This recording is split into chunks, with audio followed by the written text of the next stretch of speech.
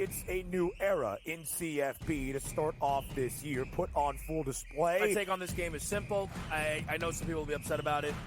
Good riddance to the Pac-12. Can you do it in terms of the week to week to week? I don't see a pathway for this team to miss the college football playoffs. We want to make sure you have those best bets in the entirety of our betting cards. That was thinking! But he had that program was already going there! Only on SportsGrid. Crew has already clinched the National League Central. They're 2 games behind L.A., that being the Dodgers, trying to maybe get the 2nd seed in the National League standings for October. Both of these teams have a chance to score some runs against these pitching matchups, so maybe another over, even though we do have a playoff atmosphere. And yes, Milwaukee did clinch, but there's still an eye on the prize of we might be able to chase down the Dodgers and also the Phillies to get one of those buys. The early line. Only on SportsGrid. Brian Daboll has been feeling it. He's in a foul mood. He's having stare-downs with Pat Leonard and everything else. John Mara wants Brian Daboll to go and get the next quarterback. They tried to get the next quarterback. We all watched it on Hard Knocks. They couldn't end up with Daniels. They couldn't end up with May. So they said, okay, we'll run it back a year. We'll go get Neighbors, and we'll tolerate. Pharrell Coast to Coast. Only on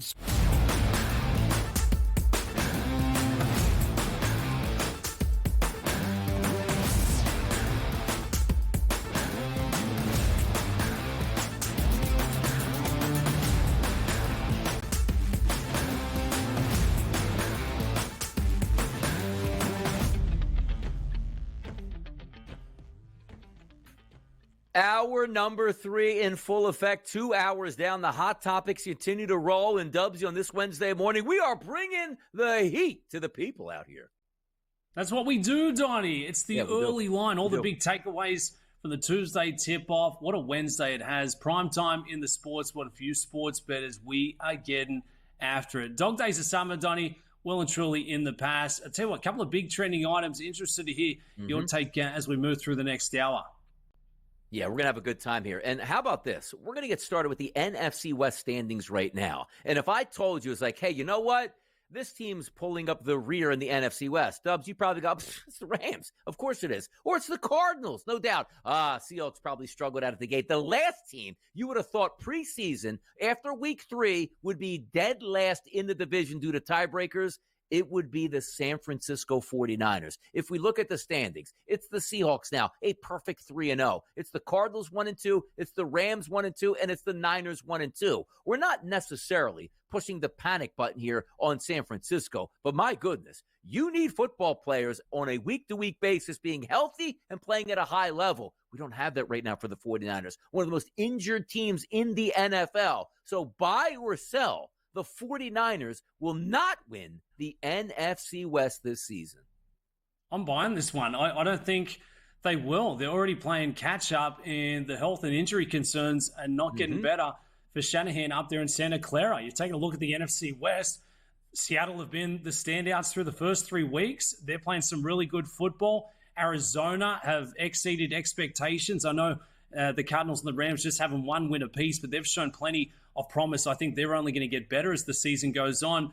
For the 49ers, I mean, if it was just CMC, you'd be like, all right, we've still got Debo, we've got Ayuk, but it's both sides of the ball. Some of those high-flying weapons are just not in there. And for Brock Purdy, the pressure continues to mount on what we can really do with this offense. Juwan Jennings, he's been a bit of a revelation, but it's going to catch up to the 49ers. This is not sustainable given we're not even a month into the regular season, and it is a really long season, especially when you've got the expectations of the 49ers. Everyone gets up for their week and going against San Francisco. So, no, I do not think they're going to win the division, Donnie, and a little concerning. They have got to try and right the ship, and they've got to do it fast.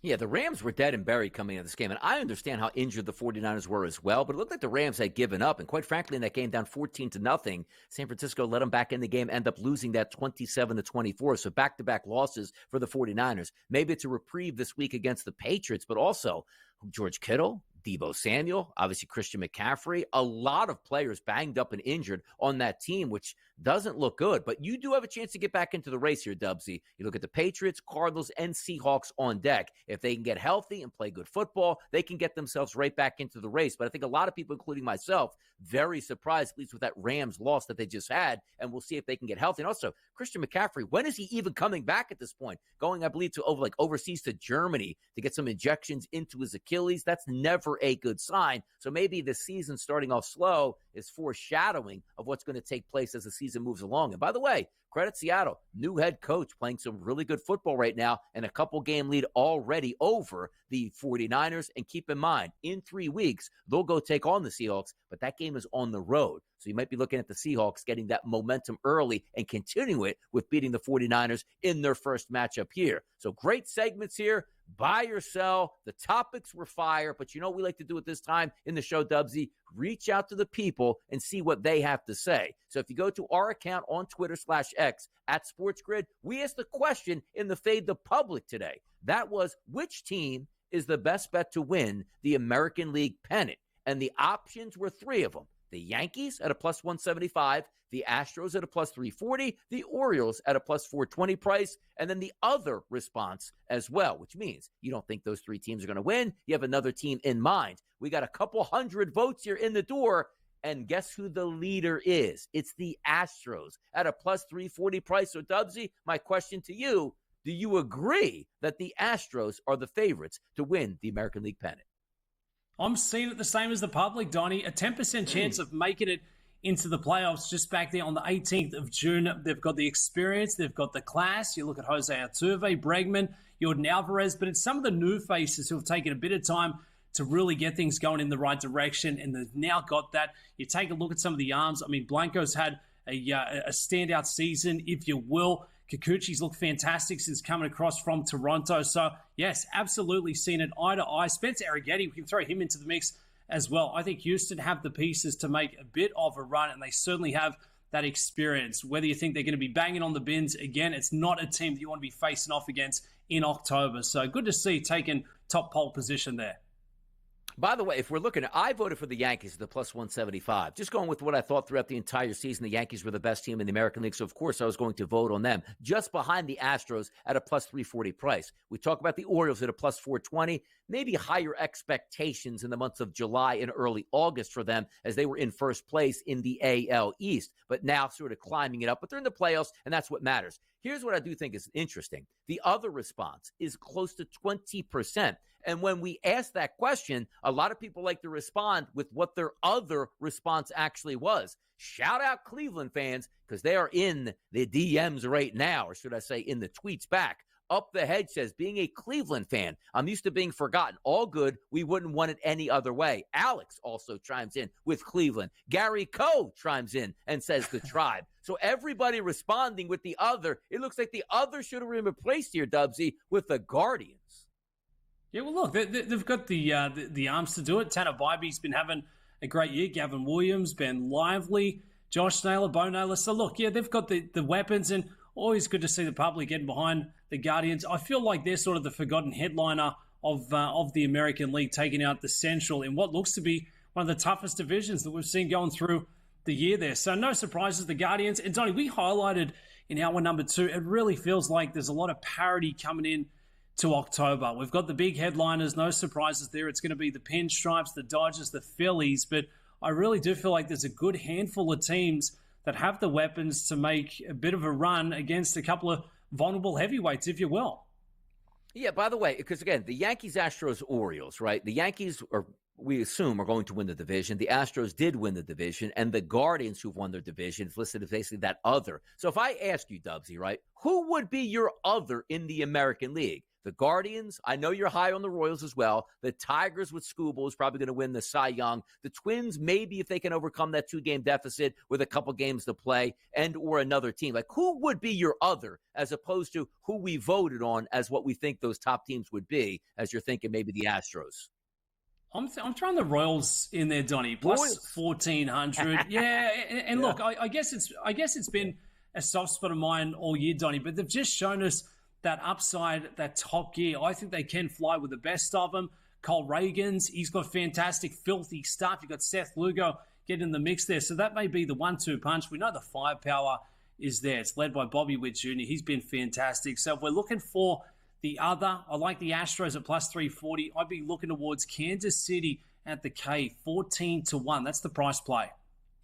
By the way, interesting. We always like to keep the people updated on things that are coming across the screen. It looks like the starter tonight for the New York Yankees, who are looking to clinch that division, Nestor Cortez, he's going to undergo an MRI on his left elbow. And Jack Curry of the Yes Network says concerning news for the New York Yankees is Nestor Cortez, again, the scheduled starter, will be down tonight. Which, if you're getting an MRI, Dubsy, on your elbow in the final week of the season, what does that show for your availability, not only to pitch tonight, which obviously is off the board, but your ability to pitch at all in the postseason if they needed to call him as a starter or even be moved into the bullpen? So some interesting doings here, keeping an eye, because, again, staying healthy and entering into the playoffs is a big deal. It looks like Nestor Cortez certainly not healthy. Hoping for the best, and maybe it's one of those things you sit out 7 to 10 days, but as a pitcher, you don't really work through that, right? You don't say, okay, well, I'll just pick up pitching in a week and a half and I'll be fine. That resets that table heading into the playoffs. So maybe the Yankees down one of their pitchers to start here. Never a good sign. Much more hot topics on the way. Major League Baseball center stage right here on the early line.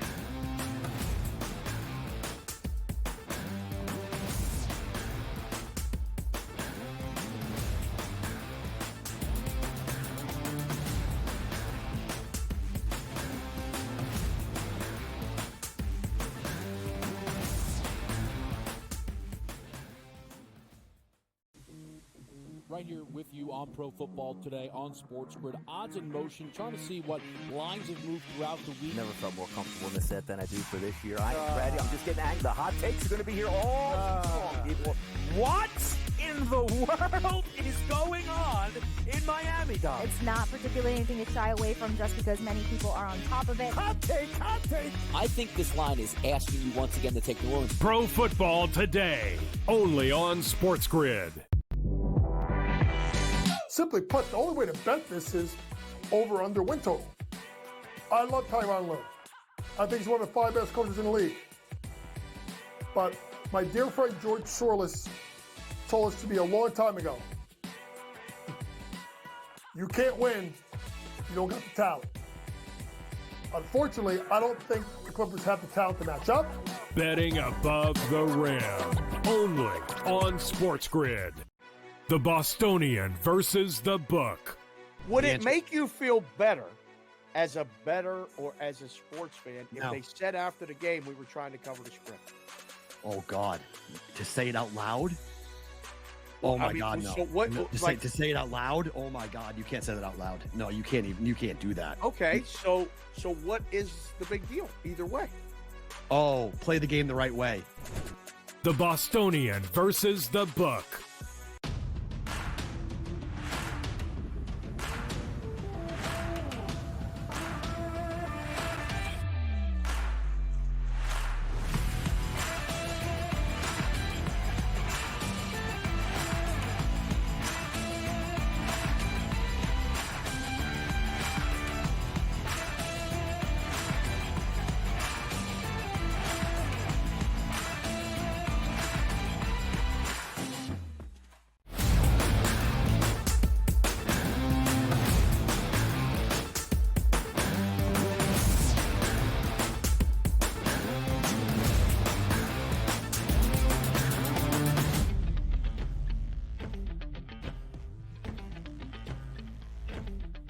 Welcome back into the early line. Dubs Anderson alongside Donnie Rightside talking all things Major League Baseball. Happy hump day, but not so happy out there in the Bronx, Donnie. The Yankees getting set to square off with Baltimore. The Orioles again. It was the Orioles getting the score there last night, 5-3, cementing a playoff berth. It was meant to be nasty Nestor getting out there on the hill for the Yankees, but the mail coming across early today is that Nestor Cortez will not be a go for this one.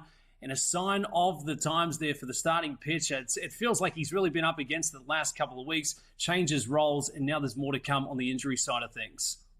Yeah, not great. He was probably not going to factor in to like the early playoff rounds because I do think he's outside their top 3 pitchers. But still, just to have a quality veteran pitcher in that lineup and active if you need him even in the middle innings would have been a big deal. And also today, you're probably liking it if you're Nestor Cortez. Let me get out on the mound against a team that just clinched the playoff spot, maybe partied a little bit last night, not as focused as I need to be today, but that's not going to be the case. So a tough game just got a little bit tougher here for the New York Yankees because if we flip it over to the other side, Zach Eflin has been really good. And on my card today, last 60 days, minimum of 20 innings pitched. I got Zach Eflin as number 4 out of 26 pitchers on my card. If we're looking at his numbers, Dubs, a 2.40 ERA over those 60 days and a 3.41 xFIP number. So now you start to say, like, okay, well, get another win if you're the Orioles, keep the pressure on the New York Yankees. And again, I say this once again, the Yankees are going to win this division. They're going to win one of their final couple games. But today looked like it might have been a shoo-in, just got, as I said, a little bit tougher. Eflin's going to be the better pitcher on the mound tonight, and maybe take a look at that plus 120 price, but that might change as well once we find out who that Yankee starter is tonight. So we might have to wait a little bit longer on this handicap, but Eflin,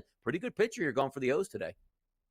7.5 is the total, so could be a low scorer expected. Let's take it across to Nationals Park. The Washington Nationals playing host to the Kansas City Royals. I feel like I've been hyping up the Royals for the last couple of hours, Donnie. This is going to be my team to watch out of the American League. They're 2 games clear of holding that third wildcard spot. They're booked as your favorites in this one, minus 118, and they get Michael Lorenzen out there on the hill. It's DJ Hurts who gets the start for the Nats. Hasn't been fantastic, so the starting edge has to go to the Royals. It's interesting that you say that, Dubsy, because you're right. DJ Hurts has been a decent pitcher over the past, let's just say, 2 to 3 months, being a young pitcher in Major League Baseball. Did struggle in his last start. But get this. Again, I have 26 pitchers ranked on my card over the last 60 days, once again, with a minimum of 20 innings pitched. The guy that's dead last on my card, it's Michael Lorenzen of the Kansas City Royals. You look at his ERA, which is actually decent at 3.10, but the analytical numbers, a 5.24 xFIP number, could be dangerous. But as you saw last night, you know who was dead at the plate? Well, I mean, the Royals, technically, they got the 1 run, but they won. But the shutout went to the Washington Nationals. That's not good enough. One team must win, so all hands on deck. The reason I bring that up is you can't afford any losses if you're Kansas City, right? So if Michael Lorenzen hasn't been all that great, you expect him maybe to struggle a little bit, and he gets into trouble, Dubs, in the 3rd inning, even if you only give up 1 run and you're down in that game, they'll pull him to get to the bullpen. So it's one of those games where you're betting on the Kansas City Royals needing this victory against a team that's already dead in the water. But I think the better team, the better pitcher, not the better team, is with the Nationals tonight with hers. Interesting there, Donnie, taking a look at the analytics, because on paper, season-long, Lorenzen, that would have been first pickup for me, but coming into this one, it's Hurts who's got the upper hand there at home as well. So your home dogs in the Nationals looking to pull off another upset going against Kansas City. Let's take it across to the Motor City. Detroit Tigers at home going against the Tampa Bay Rays. And Donnie, the Rays have been playing some fantastic baseball aside from going on the road. Last night they go down 2-1. They get Zach Little in the mix going against Montero for the Tigers this afternoon. It's very close to being a pick'em. The total set at 7.5. How do you see it playing out? Yeah, take a look at Kiter Montero is going to be on the mound. His last 60 days had 61 innings pitched. His ERA, Dubsy, 4.28 at an xFIP number of 4.13. But if we take a look at his last 30 days, the last 112 batters he's faced over that month, a 210 ISO, not good enough. That's elevated. A weighted on base percentage, slightly above average at a 326. But also, if we're looking at what he's done against left-handed batters, since he's a right-handed pitcher over the past month, hasn't been great. A 211 ISO and a weighted on base percentage of 366. The first 6 batters in the lineup tonight for Tampa Bay against right-handed pitching over the past month, 236, 176, 157, 327, 179, and 194. 5 of those 6 batters with elevated ISO power numbers. Now, granted, you look at this and say, one team not really going to make the playoffs and some miracle over the final 5 or 6 days of the season, going up against Detroit, who's in the thick of it and needs the victory. There is something to be said about that. But if I'm being honest, I look at that Tampa Bay side that didn't show up last night. Again, Tarek Skubal's on the mound. A lot of teams don't show up against him as a dominant left-handed pitcher. But I look forward to a team total today for the Rays because I think they can get the Kiter Montero. Now, granted, Detroit may be able to win this game, but I think Tampa Bay is going to be able to scratch out a couple runs and hit that team total. Rays, Tigers both been playing some fantastic baseball for the last 5, picking up wins. Speaking of picking up wins, what's going on for the Minnesota Twins, Donnie? Didn't see this one on Tuesday night. The Marlins pull off the upset But do we see a regression to the mean this afternoon? Is it all about the Twins, maybe on the run line to clear house? 8.5's the total, both starting pitchers with ERAs closer to my Starbucks order than what you'd expect from strong stuff. Here's the problem, right? You're supposed to beat the Marlins. You got beat last night 4-1. You have an easy stretch of games to end the season, but it's only easy if you're pitching well and hitting well, which the Twins certainly aren't doing that at this time. You look at Simeon Woods Richardson, who's going to take the mound. You say, okay, what's he done over the last 30 days? A 346 weighted on base percentage combined against lefties and righties, but that really elevates against left-handed batters to a 323 ISO and a weighted on base percentage of 543. That's just too high. And also, through those 26 pitchers I've rated on my card today, Simeon Woods Richardson, he's 25th, Dubsy, a 5.44 ERA over the past 60 days and an xFIP number of 5.07. You've got to be kidding me. I can't lay minus 188. I understand they have to win and it's do or die, but the pitching number doesn't equate to what that tax is at a minus 188. I'm not saying we're taking the Miami Marlins in this game. They're not supposed to win this game. They're dead and buried already on the season. But in no way, shape, or form, Dubsy, am I paying that price of minus 188 on a struggling pitcher on the mound for the Minnesota Twins. They need the win. I can't back them here, though. A little concerning for the Minnesota Twins, dropping 4 of the last 5, trying to make a tilt towards next week. Playoff baseball cannot come fast enough. And we'll be taking a look at more of the key matchups here for the Wednesday afternoon. It's a full slate on deck. 15 games for you baseball bettors to jump in and play. We're going to sneak in a quick break. We'll meet you back on the other side for more on the early line.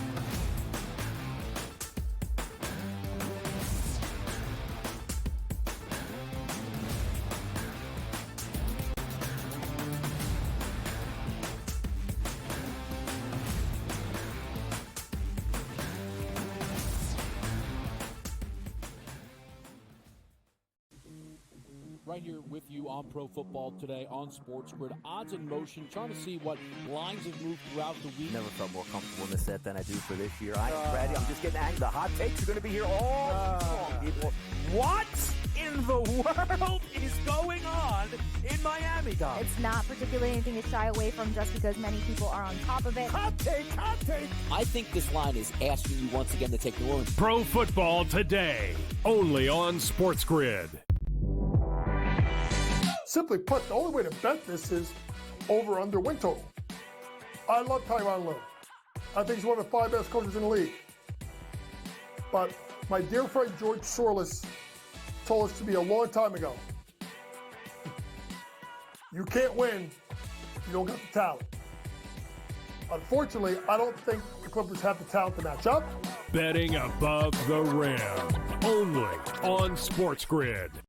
The Bostonian versus the Book. Would it make you feel better as a bettor or as a sports fan if they said after the game we were trying to cover the spread? Oh, God. To say it out loud? Oh, my God, no. So what, to say it out loud? Oh, my God. You can't say that out loud. No, you can't even. You can't do that. Okay, so what is the big deal either way? Oh, play the game the right way. The Bostonian versus the Book.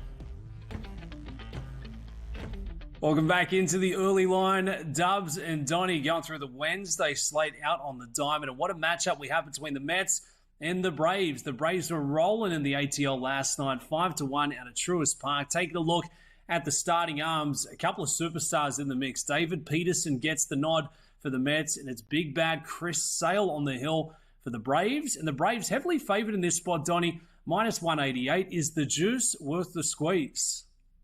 Look, the 188 is a high price, but you're paying a high price for maybe the best pitcher in baseball, and that's argument. But you say, hey, best left-handed pitcher, still an argument. Again, Skubal's been that good in the American League. But the guy that's going to win the Cy Young in the National League, it's Chris Sale. And in a big game, who do you want on the mound? Your best pitcher pitching well, and that's Chris Sale tonight. Here's the interesting part of it, too, because Peterson is no slouch on the other side. These two teams jockeying for that final wild card spot, and a huge game is going to take place tonight in Atlanta. Some rain could be in the factor. But if I'm being honest about this game, I'm not taking a side. That's 7 to. How do we get 8 runs in this game? Honestly, you got two good pitchers here, playoff atmosphere. This screams 3-1, 3-2, which I do give the nod to Atlanta. They played well last night and won. They're at home again with their ace on the mound. They should win this game. But I'll tell you what's interesting about this Mets lineup over the past month, hitting left-handed pitching. Marte, Vientos, Alonso, and Martinez all have not hit left-handed pitching all that well. But Iglesias, Taylor, Alvarez, Bader, and Acuna have all destroyed left-handed pitching. Now, granted,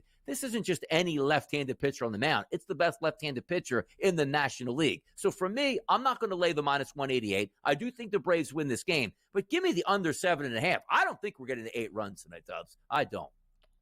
Okay, I like it, Donnie. Let's get a little sweat for the Wednesday evening.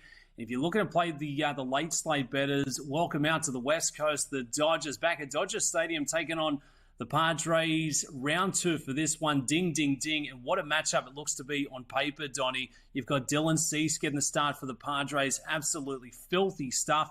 And it's Jack Flaherty. Could Flaherty be the guy to help the Dodgers make that run through October? The odds makers are telling us yes. Minus 144 after a big win from the Padres last night. There's a lot on the line for Game 2 of the series.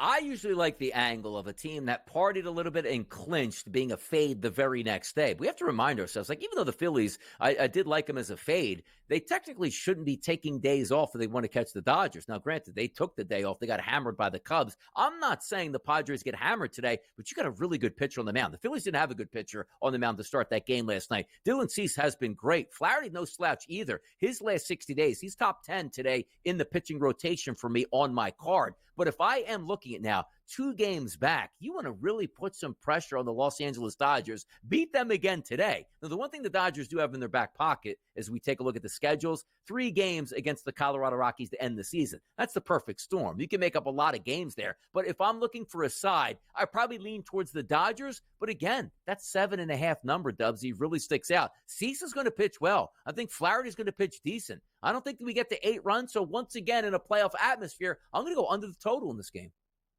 Unders. A lot on the line, a lot of motivation going through the final week of September. Let's take it out to Arizona, the Diamondbacks. Could this be the game of the evening where we see plenty of runs? It was the Giants putting on a beatdown last night, 11-0, blanking the Diamondbacks in their building. But it won't get easier this afternoon. For the Giants, they get Mason Black out there on the hill. His stuff has been far from fantastic. And for the Diamondbacks, they get the ace in Zach Gallen, 3.74 ERA with a pretty strong whip to match, Donnie. Yeah, I think we're in the right here with the Arizona Diamondbacks, and that price point's going to tell you at minus 225. Maybe a run line, maybe even a run line first 5 innings would work out well for Arizona. You take a look at Zach Gallen. He loves to pitch at home, and he gets a lineup that is maybe average at best. But if we turn it over to the opposite side, as Dubsy was saying, Mason Black, not a great pitcher on the mound, and you take a look at the first 5 batters in the lineup as we anticipate for the Diamondbacks here. That's Carroll, Marte, Peterson, Walker, and Gurriel. Every one of those guys, Dubsy, high ISO power numbers, high weighted on base percentage. And quite frankly, if we just look at the anticipated starting 9 for the Diamondbacks tonight, outside of Jake McCarthy at a 301 weighted on base percentage and Perdomo in the 9 hole at a 250, everybody has fantastic numbers against right-handed pitching. I look forward to an easy victory tonight for the Diamondbacks to sort of calm those nerves as they try to make that final wild card spot here, Dubsy. Donnie, when you get a heavy favorite like Arizona this evening, what's the best way to target it on the betting side? Are you looking towards the run line, maybe a little team total in the mix? Exactly. The team total, usually you say to yourself, if Arizona's going to win tonight, it's probably not going to be 2-1 with Black on the mound. So instead of paying that minus 25 price, take a team total minus 110 price. They should be able to hit them tonight and easily take care of business, Dubsy. Plenty of runs, plenty of offense. That's going to do it for me, Donnie. But get excited. Coming up after the break, it is the one and only Joe Lisi. Ladies love him. Let's go.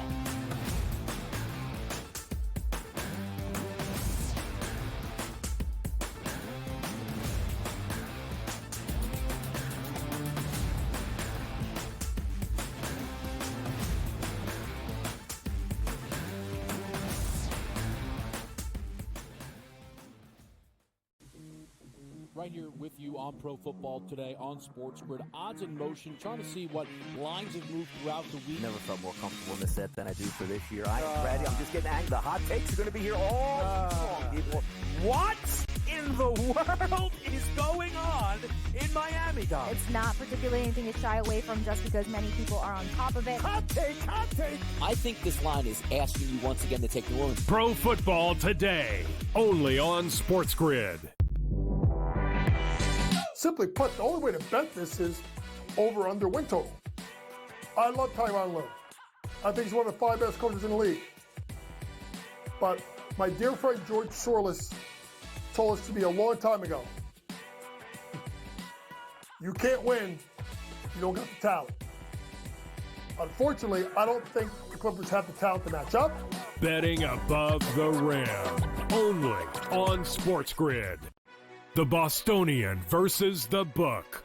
Would it make you feel better as a bettor or as a sports fan if they said after the game we were trying to cover the spread? Oh, God. To say it out loud? Oh, my God, no. So what, to say it out loud? Oh, my God. You can't say that out loud. No, you can't do that. Okay, so what is the big deal either way? Oh, play the game the right way. The Bostonian versus the Book.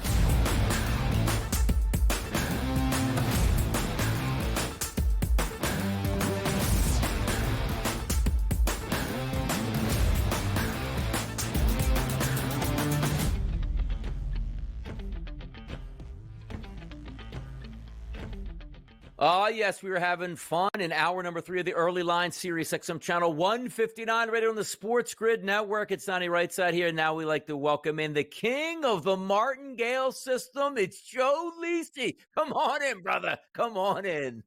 If you lose one game, just double down until you get it all back. I love it. The martingale system. Donnie, it's always a pleasure. I feel like I haven't left you, so I'm going to see you tomorrow night. I got the pastries. I was in Little Italy last night, so we got the cannolis, we got the cookies. Don't worry, I'm going to set you up nice. Now, how am I going to eat the cannolis and the pay when you know I don't eat late at night? Like, is this something I got to save for the next day? I mean, what happens here? You take them home. What do you mean? You take them home. You'll be fine.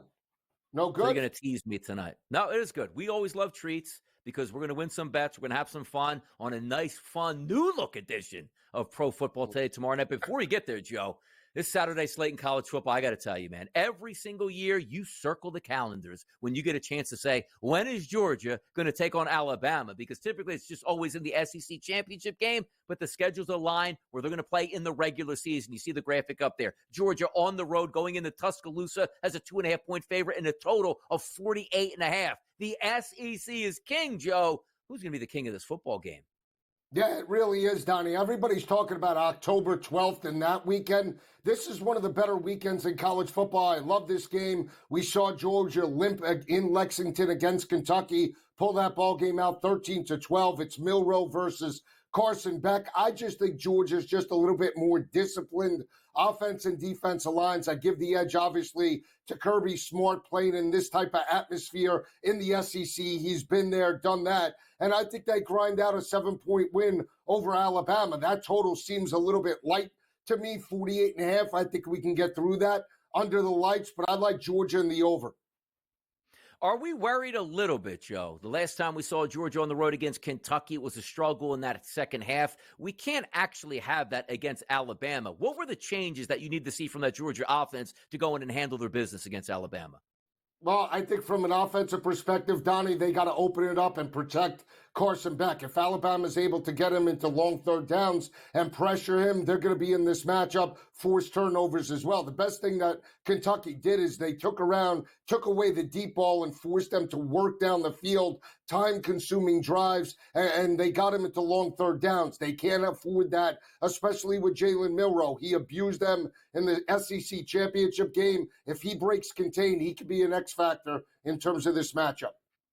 If we're looking at the team comparison, it's sort of the tail of the tape right now. The Georgia Bulldogs come in to win the SEC at a plus 250 price. The college football playoff to make that a heavily favored minus 480 price, and then to win it all at a 4-1 number. The Alabama Crimson Tide to win the SEC plus 420. College football playoffs still a favorite there at a minus 350 price. And to win the championship, it's a plus 750 number. Because I love this. It used to be in the past, Joe. The winner of this game would move on. The loser of this game, probably an uphill scale to even make the SEC championship game, let alone the college football playoff. 12 teams make it in this year. You can afford a loss in this game and still continue to have a great football season. We'll see if it plays out that way. Let's flip it over to the Big Ten here in a nice battle. Illinois is going to take on Penn State. Penn State got right last week on offense, just like everybody should, against Kent State. But they're going to take on the Fighting Illini, a plus 17.5 number coming towards the Illini on the road in State College, 47.5 as a total. Illinois, Penn State, top 20 action. What gives?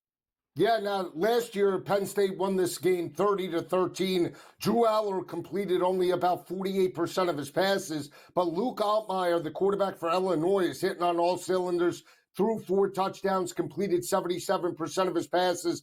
The last time they played in Happy Valley and went 9 overtimes, but I feel like Penn State always steps up when Illinois is good. When Illinois is bad, that's where Illinois seems to clip them. But 17.5 seems like way too many points in terms of this matchup. Big Ten atmosphere. I like Bielema as an underdog. I don't know if they actually win it, Donnie, but give me those points because I think this game will come right down to the wire.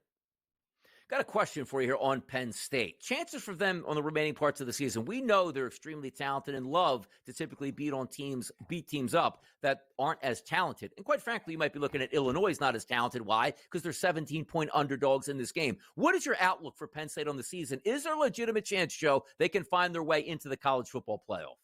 No, absolutely, Donnie. The schedule is light. The problem is their quarterback, Drew Aller, right? In big games last year, he didn't step up. Yeah. He completed less than 50% of his passes. And if he's going to go up against an SEC opponent, especially in a semifinal playoff game, that is the concern. Let's say going up against Milroe, Beck, or even Jackson Dart for that matter, or even Nussmeier, right? I need to see it out of Drew Aller, not against West Virginia, not against Illinois, but against the better teams, a team like Michigan, should they square off in the Big Ten championship. Show me that you could step up in the big games as opposed to 500 competition.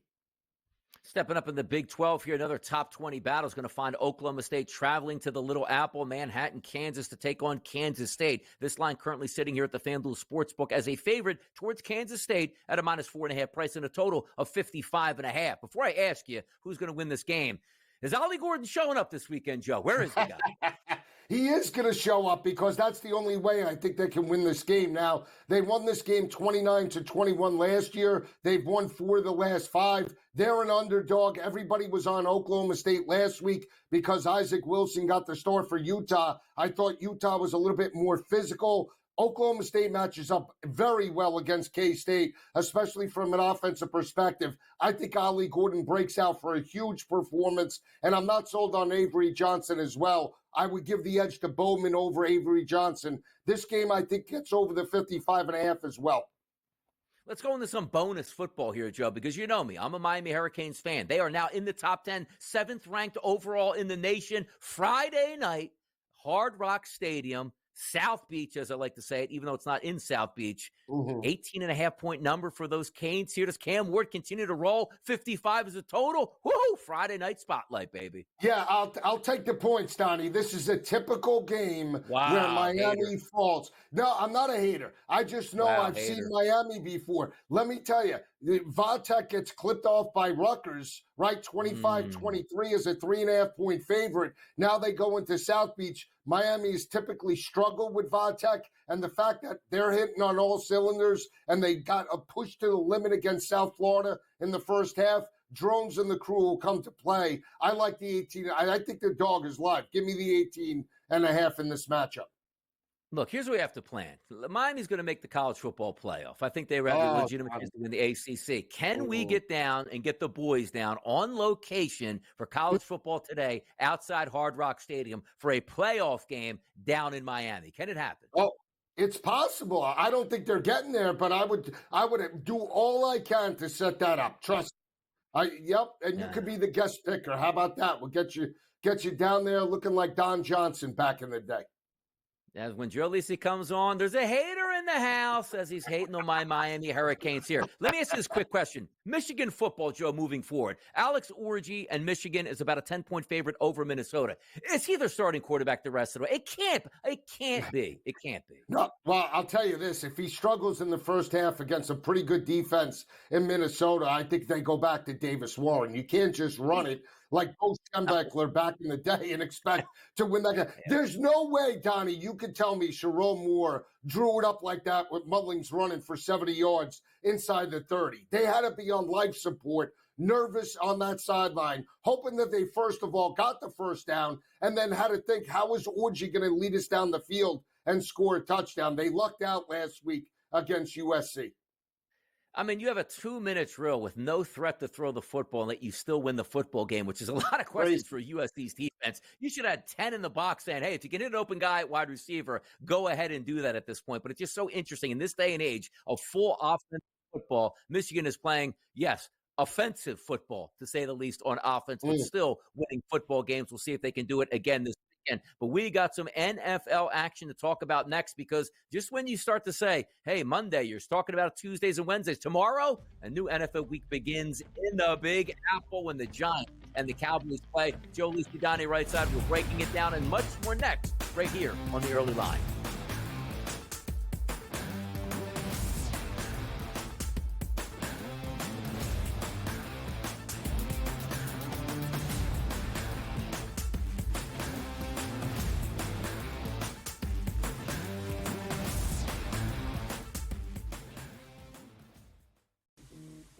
Right here with you on Pro Football Today on SportsGrid. Odds in motion, trying to see what lines have moved throughout the week. Never felt more comfortable in this set than I do for this year. I'm ready. I'm just getting angry. The hot takes are going to be here all long, people. What in the world is going on in Miami, Don? It's not particularly anything to shy away from just because many people are on top of it. Hot take, hot take. I think this line is asking you once again to take New Orleans. Pro Football Today, only on SportsGrid. Simply put, the only way to bet this is over-under win total. I love Tyronn Lue. I think he's one of the 5 best coaches in the league. But my dear friend George Sorlis told us to me a long time ago, you can't win if you don't got the talent. Unfortunately, I don't think the Clippers have the talent to match up.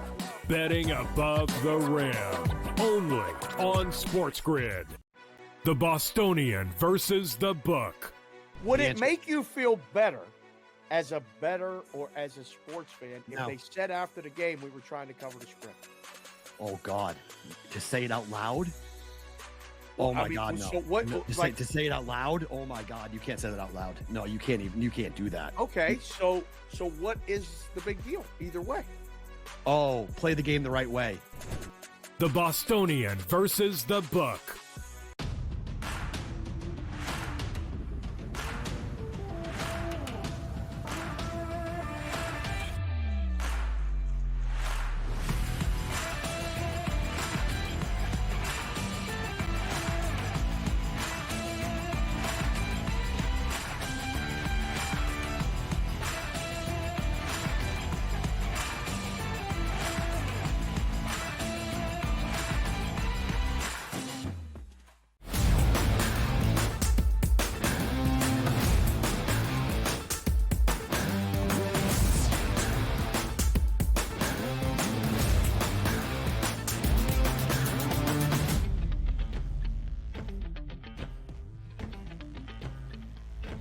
Maybe preseason Thursday Night Football this week would have been a blowout, or at least anticipated blowout. And quite frankly, it could be a blowout. But it's the Dallas Cowboys and it's the New York Giants. the Giants look like a competent franchise, at least on the football field. Had they brought a kicker, Joe Lisi, to Washington, they just might be 2-1 on the season. They burned Joe Lisi, take that loss, but come back with a good performance last week against the Browns. The Dallas Cowboys, I'm sorry, they got crushed against the Saints, and I don't care what the final score was against the Ravens. They got crushed in that football game, too. Now they head on the road to take on a division rival, laying 5.5 points here at the FanDuel Sportsbook and a total of 45.5. Joe, let's start here with the Dallas Cowboys. Uninspiring. We didn't know what to anticipate coming into the season of what the Cleveland Browns would be, but we took it as a positive. Hey, Dallas had a pretty good opening day. Flatline the next 2 weeks. Do they wake up Thursday night? I don't know if they do, Donnie. I think New York is actually playing better football, and the biggest concern isn't Dak Prescott and the Dallas Cowboy offense. It's the front seven for Dallas's defense. Derrick Henry, $151 on the ground. The week before, it was Alvin Kamara for 115 yards. I actually think New York potentially tries and run the football, gets it into a lower scoring game, and I'm going to take the 5.5 points with Daniel Jones and the Giants as a home dog. Don't really like the total. I lean to the under, but I think they're going to be in this ball game from start to finish. I'll tell you what's going to be interesting about this, too, because you saw last week the ground attack just absolutely smashed the Dallas Cowboys. We're not saying there's a Derrick Henry in the backfield here for the New York Giants, but Lamar Jackson also got his yards. Say what you want about Daniel Jones. He is an athletic quarterback that can maneuver outside the pocket and use his legs to pick up yardage. I'm interested to see what that Dallas defense has. Now, also, before we get to the prop bets here in just a moment, you saw like CeeDee Lamb upset. I apologize. This is on me. I held out. I got my money, but I haven't been playing up the part. But also Dak Prescott had an interesting quote after that game. And he basically said, we were unprofessional on offense. We weren't ready to play. That's unacceptable. Do we look for a bounce-back effort here for the Dallas Cowboys offense against that Giants defense? I mean, it's one thing to say it, Donnie. It's another thing to actually do it on the field. And I can't put it pre-kick in regards to the Cowboys until I see that game play out. So from a pre-kick and obviously before the game starts, I'm willing to back the New York Giants. But if Dak looks sharp early on, then maybe he could jump on some props. I do feel that Ferguson got involved with the offense. I think Lamb is a catalyst as well, going up against that Giants secondary. We saw Jaden Daniels abuse them. We saw Deshaun Watson at least throw the touchdown pass on the first drive. They got to start fast, Dallas. If they fall behind, it's all going to fall on Mike McCarthy. They might play a little bit tight, and that's the concern for me. Must-win situation for the Cowboys nonetheless. If we look from a prop perspective on their side, Dak Prescott's pass yardage number here at the FanDuel Sportsbook, Joe, 261.5. Rico Dowdle's rushing yards, 39.5, and CeeDee Lamb at 80.5. Any approach here to taking Dallas on offense with some of these prop bets? Well, it's got to be CeeDee Lamb, 80.5. Like I said, he's the catalyst, right? When we saw that game Monday night, we saw Jamar Chase get more involved. Even though they lost, they put up 30 points. If Dallas is going to win this game, they're going to jump out and head and then force him and force Daniel Jones to match them score for score and then game on. If they get into a lower scoring game, that favors the New York Giants. There's been no hint of a rushing attack for both teams in regards to, you look at Rico Dowdle and that offense for Dallas hasn't been consistent. They need a better effort. I like Singletary as well over the 60.5 because of how bad the Dallas defense has played. Yeah, when we're looking at that, you're right, from Dallas's running back position. Somebody's got to win that job. Rico Dowdle's underwhelming. I know they wanted him to take the crown. They bring back Ezekiel Elliott, but more for that short yardage guy, goal line situations. You got Deuce in the backfield. He hasn't done much yet. Somebody's got to help out Dak Prescott. And also, late in the game, Dallas's offense did move the football against the Ravens, but the game was pretty much in hand. We'll see if they keep that aggressiveness in the first half on the road on this Thursday game. But looking from a Giants perspective, as you brought up Devin Singletary, 6.5 rushing yards, which I do think is a pretty high number, but this goes into Dallas's defense has really struggled to start. By the way, Malik Neighbors has been a target monster, touchdown monster, yardage monster. What's his outlook for you on Thursday night? No, feed him 67.5. I mean, he had the 2 touchdowns. He got into the high 70s against the Browns, right? You got to believe that he can do that against Dallas's secondary as well, especially if they're running the football. I think the rushing attack for the New York Giants is critical to Neighbors' success, because if Singletary has early success, then they can work Daniel Jones off of play action. That can lead to chunk plays to Neighbors and even those secondary receivers like Wan'Dale Robinson. So keep an eye out for that. But the catalyst for the Giants offense, at least early on, has to be Singletary and the rushing attack. Yeah, you had some pretty good pass rush last week from the New York Giants front four. We'll see if that continues this weekend. If we are looking at the touchdown scoring market, which we love here, leader in the clubhouse is CeeDee Lamb at a minus 125 price for the Dallas Cowboys, followed by Devin Singletary, the starting running back for the New York Giants. Are there any guys down the list? Because I know you love yourself some Jake Ferguson, who came back last week, looks healthy. He's at a plus 260 price to score this weekend. Yeah, I think Ferguson is live. When Dak is on, he's going to the security blanket. Back in the day, it was Dalton Schultz. Now it's Jake Ferguson. They're going to need Ferguson to step up. I like the look in regards to Ferguson. I think Dowdle's alive as well. He's a bigger back in regards to short yardage situations inside the goal line. I think he's live. But I'll go back to the Giants side. Wan'Dale Robinson, right? 45 receiving yards. If Dallas is going to double team Neighbors early on in red zone opportunities, Wan'Dale Robinson could be live. And then to your point, Daniel Jones on the ground with the rushing attack. Should be good to watch play out. And also, I do like Dak Prescott here to throw 2 touchdown passes in this game. Let me ask you this question before we get out of this segment. You take a loss for the Dallas Cowboys on this Thursday night. Where does that leave Mike McCarthy?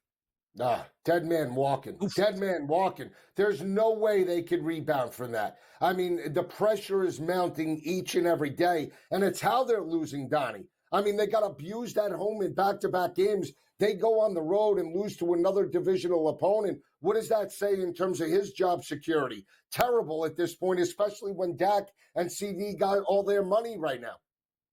I'll tell you what's tough for Jerry Jones. Like the end of last year, if you remember when they lost to the Green Bay Packers in that playoff game, they immediately surrounded Jerry Jones, and he was speechless like the first time in his life, because he honestly never thought they would lose that playoff game. They had to answer questions about the future. And then you get a nice opening day win, and Jerry Jones is like, hey, got my boys back together. We're all in. And then you get absolutely smashed at home in back-to-back weeks. Tough sign there for the Dallas Cowboys. But he's Joe Lisi. I'm Donnie Rightside. Joe's going to continue the show with some best bet winners. Make sure you stay tuned right here on the early line.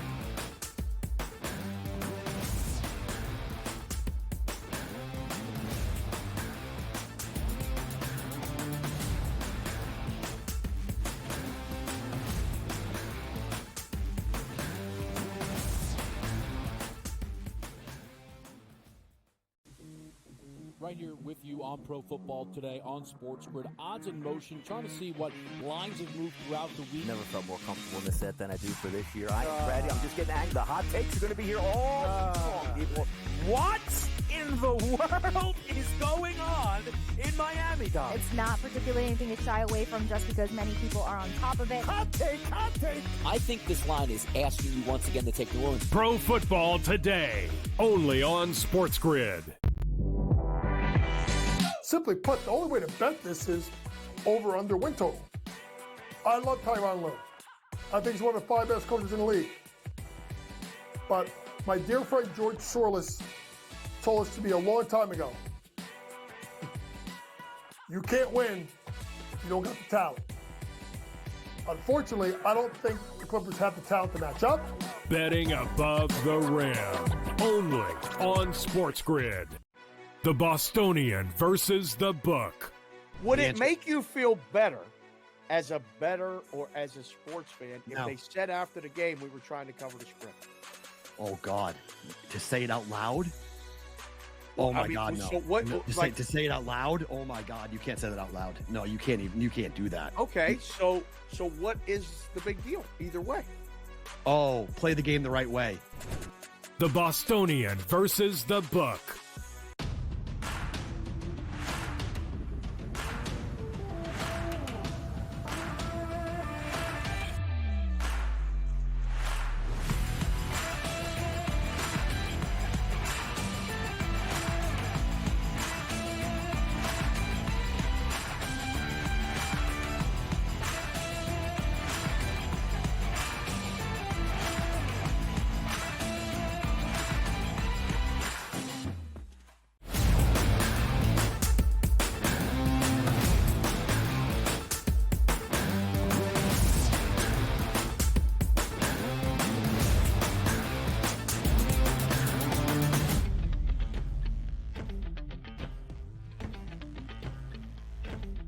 Back on the early line, Donnie, myself, and Kevin Walsh will be there Thursday night for in-game Pro Football Today. We got a new format. Check it out tomorrow night between Dallas and the New York Giants. I've been on a heater in regards to the early line overs in regards to Major League Baseball, so we'll give it a shot. 7-3 overall heading into today. Give me bye, Friezo. Bye. Oh, I love this segment. So we're going to try 7.5. It's the game between Milwaukee and the Pittsburgh Pirates. You got Ortiz on the mound for the Pirates, Peralta on the mound for the Brewers. I like the Brewers on the road here. I think we could bash through this 7.5, get it to potentially 9.5, 10. I think Milwaukee's the better side, but my best bet in regards to this matchup is over the 7.5. Divisional game, AL East, is the later game. You got an 8 number in regards to the total. Boston on the road against Toronto. Toronto very inconsistent in regards to hitting. I get that. They're at home. They look like they're the better side, but I think the Red Sox break out. 8, I think this game potentially could get into the teens. 11, 12, him, as I like to say. Give me over Boston and Toronto. We'll see if we can move to 9-3 overall. Over Milwaukee and Pittsburgh, and then over Boston and Toronto, your 2 Major League Baseball totals for the double deuce parlay potentially on the early line. Let's move to college football, my baby. Big matchup in the ACC. We got Notre Dame and Louisville. We saw Notre Dame struggle a little bit with Gabbert and Miami of Ohio. They get the win 28-3. Win but no cover as a 27.5-point home favorite. This is a matchup last year where Sam Hartman and Notre Dame went on the road and they got absolutely smacked around by Jeff Brom and the Louisville Cardinals. Louisville did cover last week as basically a 10.5-point favorite against Georgia Tech. You want to talk about a heartbreaking loss. Georgia Tech was down, I think, by 5 in regards to that matchup.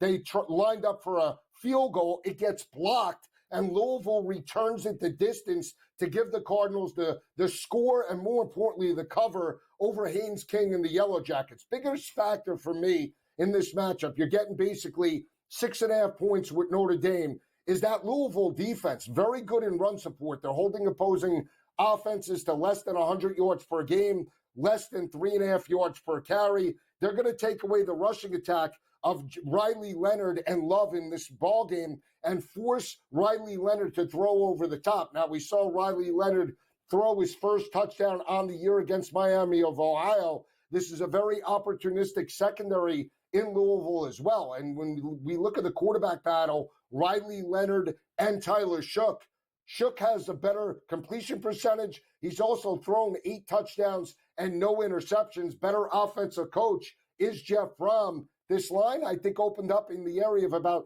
8.5 points on Sunday night. We're seeing a lot of movement towards the Cardinals on FanDuel. I'll take the live dog plus the 176. I think Louisville does strike the upset, potentially knocks Notre Dame out of the college football playoff, so we'll see how that plays out. Some other games I'm keeping an eye on. An interesting one in regards to the SEC, Ole Miss and Kentucky. Why is this important? We know Ole Miss and Jackson Dart, this offense is hitting on all cylinders. Jackson Dart, Heisman frontrunner, completing well over 65% of his passes, chunk plays, averaging well over 12 yards per pass attempt, and more importantly, even on the ground, every time Jackson Dart touches the football, he explodes and makes plays. But when you look at the series perspective against Kentucky, the last 3 games have been decided by a total of 7 points. Last time they played was a couple of years ago. That was with Will Levis at the helm for the Kentucky Wildcats. They almost pulled that matchup out. Will Levis fumbled. Shocker, right? He fumbled in Oxford to give the Ole Miss Rebels the victory. Ole Miss might win this game, but this is potentially a trap spot for Ole Miss laying such a huge number. I like the Wildcats with the points. Another ball game, Florida State, they get their first win. It was a gutty cover. Let me just tell you that. You needed a bottle of Tums to potentially just sit there and watch all 4 quarters. They go on the road to face SMU. SMU 3-1 overall. First ACC game for the Mustangs. That's going to be a hornet's nest. I'm going to take a shot. Give me Mike Norvell. Give me Florida State to bounce back with their second win of the season, catching 5.5 points. I think they're a live dog. For Donnie, for Ben, they'll be back tomorrow. I'm Lisi. We'll see you tomorrow. Have a great day. Craig Mish coming up with the money line right now.